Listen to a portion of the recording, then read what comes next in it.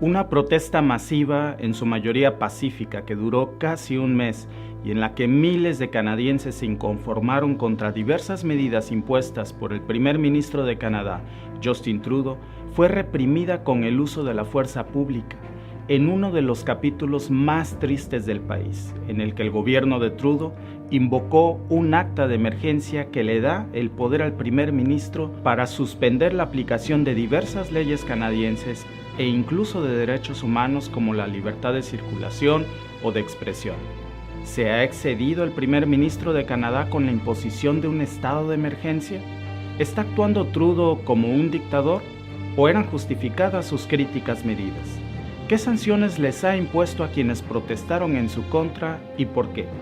En este video te lo voy a decir. Yo soy Víctor y esto es The Mexican Family. Para entender este problema, comencemos con esto. ¿Qué es el Freedom Convoy o Convoy de la Libertad y por qué protestan? Esta protesta inició como un reclamo provocado por un mandato de vacunación obligatoria para los camioneros que tienen que cruzar la frontera entre Estados Unidos y Canadá, impuesto por el gobierno liberal del primer ministro Justin Trudeau a principios de este año. Molestos con la medida de que se les obligara a vacunarse, un pequeño grupo de camioneros comenzó a organizar este convoy de vehículos desde el norte hasta el sur del país. Pero a medida que el convoy avanzaba por las distintas provincias, especialmente las del este de Canadá, se fueron sumando más y más simpatizantes que vieron en el convoy una forma de oponerse al gobierno del primer ministro Trudeau. El punto es que lo que originalmente fue una protesta en contra de los mandatos de vacunación obligatoria pronto se convirtió en la excusa perfecta para miles de canadienses que se unieron al convoy y otros manifestaron su inconformidad donando dinero para esta causa. Una campaña de GoFundMe con la que el convoy pretendía financiar su marcha recaudó más de $10 millones con más de 100,000 donadores canadienses en un tiempo récord. En su mayoría, el convoy fue desde sus inicios una protesta pacífica. Pero también hay otra cara de la moneda. Lo cierto es que algunos de esos camioneros bloquearon durante 6 días 3 cruces fronterizos entre Estados Unidos y Canadá, incluido el puente Ambassador entre Detroit y Windsor. Esto generó un problema adicional en las cadenas de suministro que acentuaron aún más el desabasto en el país. Y es que según la Cámara de Comercio Regional de Windsor-Essex, tan solo por el puente Ambassador se mueven más de $13.5 millones estadounidenses por hora.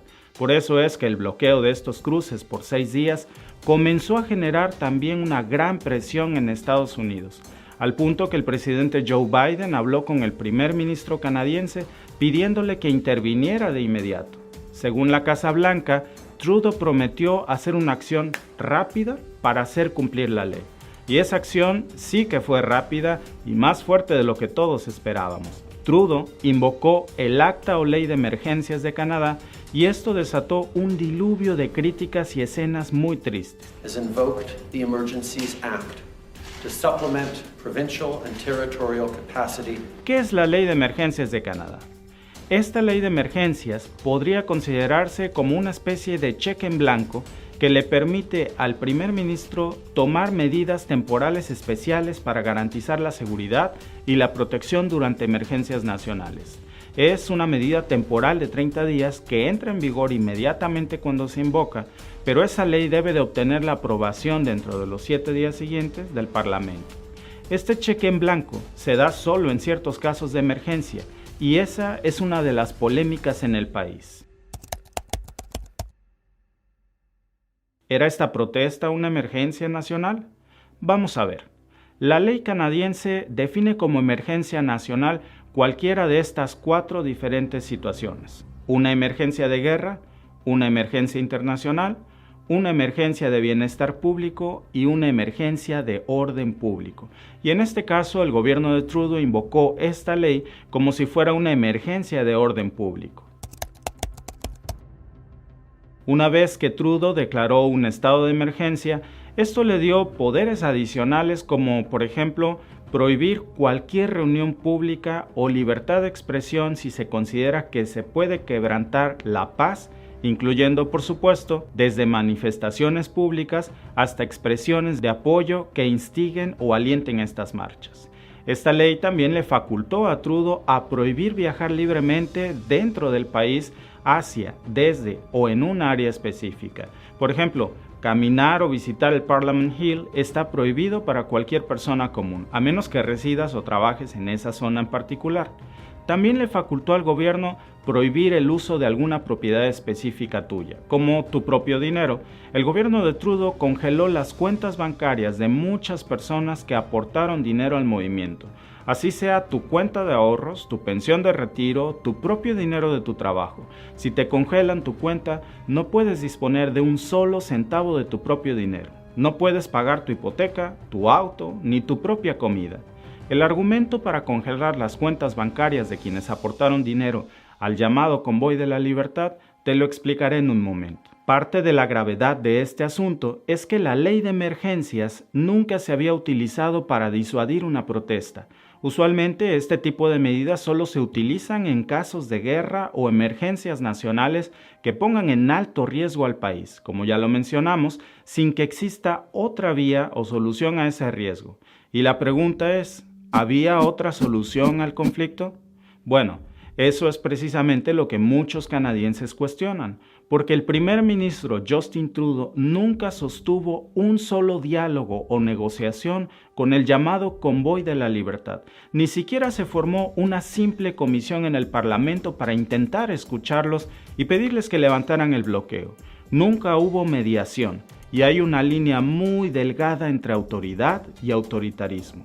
El hecho de que el convoy haya bloqueado los puentes de una frontera internacional es un delito que por supuesto debe de castigarse porque atenta contra mi libertad de tránsito, contra la libertad económica y el abastecimiento del país, y causó terribles pérdidas económicas. Pero bastaba con un arresto policíaco. Al final del día, cuando los policías se presentaron, ninguno de los manifestantes opuso resistencia en el puente, y por eso muchos canadienses consideran que esta no era una justificación para declarar un estado de emergencia nacional que le permitió a Trudeau suspender los derechos humanos de cualquier ciudadano involucrado directa o indirectamente, como la libertad de tránsito, de expresión o de propiedad. Aunque esta es la primera vez que se usa la ley de emergencias desde que reemplazó a la antigua ley de medidas de guerra en 1988, precisamente el padre de Justin Trudeau, Pierre Trudeau, que también fue primer ministro de Canadá, invocó la ley de medidas de guerra en 1970 en respuesta a una ola de violencia por parte de un grupo de separatistas en Quebec que reclamaban la independencia de la provincia como un país independiente. A este capítulo de la historia canadiense se le conoce como la Crisis de Octubre, y hay dos versiones de esta historia. La versión oficial heroica, en la que el padre de Trudeau terminó con un grupo de terroristas que bombardearon y asesinaron a distintas personas, pero hay otra versión de los historiadores que argumentan que nunca hubo una insurrección generalizada en Quebec y que eran acciones criminales de una pequeña secta de menos de 30 personas autoproclamados revolucionarios, cuyos actos terroristas sacudieron al país con atentados, con bombas en los buzones de correos durante la década de los 60 y hasta con el lamentable secuestro del comisionado de comercio británico James Cross y el ministro de Empleo Pierre Laporte en 1970. Esta otra cara de la historia sostiene que el gobierno estaba en medio de negociaciones con el denominado Frente de Liberación de Quebec cuando el padre de Trudeau invocó la ley de medidas de guerra y envió miles de tropas para ocupar Quebec. Y aquí es donde la historia tiene dos caras. La de los que dicen que Pierre Trudeau logró acabar con un grupo separatista y otra versión que asegura que su verdadero propósito para este acto sin precedentes fue reprimir la lucha por la autodeterminación de Quebec. El líder del entonces partido opositor NDP, Tommy Douglas, declaró que Pierre Trudeau usó un mazo para romper un maní. En cualquier escenario, haya sido o no legítima esta medida en 1970, un cheque en blanco como este siempre tiene como riesgo el exceso. En ese momento, casi 500 personas fueron detenidas arbitrariamente por el gobierno bajo estas medidas, sin que hubiera cargos criminales contra esas personas, y fueron incomunicados durante semanas, negándoles todos sus derechos. Finalmente se descubrió que solo 2 de esas casi 500 personas eran miembros del Frente de Liberación de Quebec. La mayoría de los demás detenidos eran sindicalistas, activistas opositores del padre de Trudeau, figuras culturales de Quebec, pero este caso es totalmente diferente. Ahora no se trataba de un grupo de separatistas, y gracias a Dios que no hubo explosiones, ni atentados, ni violencia, y por eso diversas organizaciones de derechos humanos sostienen que Trudeau literalmente, como opinaron de su padre, utilizó un mazo para romper un maní, porque en su opinión, hubiera sido más sencillo simplemente reunirse con los organizadores o manifestantes del Freedom Convoy en Ottawa e intentar primero agotar el diálogo antes que declarar un estado de emergencia con un decreto en el que Trudeau fue muy cuestionado por dar a la policía la autoridad para hacer retroceder a los manifestantes estacionados frente al Parlamento, ya sea a pie, a caballo, usando gas pimienta, con el uso de vehículos y camiones tácticos y por cualquier medio necesario para realizar arrestos en masa. Y eso fue precisamente lo que hicieron. Además de los arrestos de quienes estaban allí físicamente, la ministra de Finanzas ordenó al Centro de Análisis, Informes y Transacciones Financieras de Canadá monitorear los fondos recaudados por el Convoy de la Libertad a través de GoFundMe y criptomonedas, y ordenando a los bancos canadienses congelar las cuentas de toda persona sospechosa de contribuir dinero a la protesta, sin una orden judicial, causando un daño potencial a los medios de vida de los que contribuyeron incluso con cantidades pequeñas y que ahora no pueden usar su propio dinero ni para comprar comida para sus hijos. Esas órdenes también facultaron a la policía a designar ciertas áreas, incluyendo el Parliament Hill, como zonas prohibidas donde es ilegal participar en una reunión pública y llevar menores de edad. También impuso medidas energéticas para cortar toda forma de financiamiento del convoy, advirtiéndoles que cualquiera que lo hiciera estaría sujeto a las leyes de financiamiento del terrorismo y lavado de dinero. Muchos de los organizadores de este movimiento, como Tamara Lich, una de las fundadoras del convoy que fue detenida por la policía, se le negó incluso la libertad bajo fianza y fue acusada de asesoramiento para cometer delitos.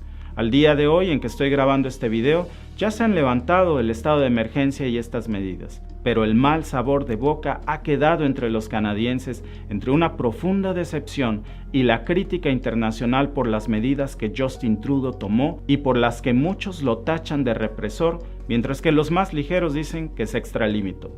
Recientemente el Wall Street Journal publicó un artículo muy interesante del columnista Michael Tube y que quiero leerte las primeras líneas solamente a manera de reflexión para cerrar mi video. El artículo se titula en español ¿Sobrevivirá la democracia canadiense a Justin Trudeau? Su padre invocó poderes de emergencia en 1970, pero eso fue contra terroristas, no contra manifestantes pacíficos. El Convoy de la Libertad de Canadá, de 3 semanas de antigüedad, casi ha terminado. Las fuerzas del orden están disolviendo las protestas, en su mayoría pacíficas, contra el mandato de vacunación del gobierno liberal de los camioneros.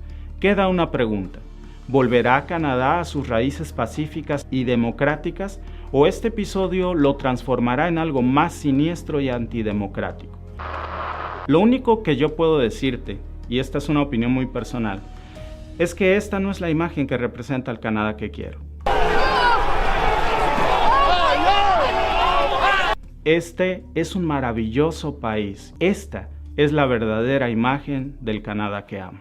Oh, Canada, our home and native land, true patriot love in all of us common. We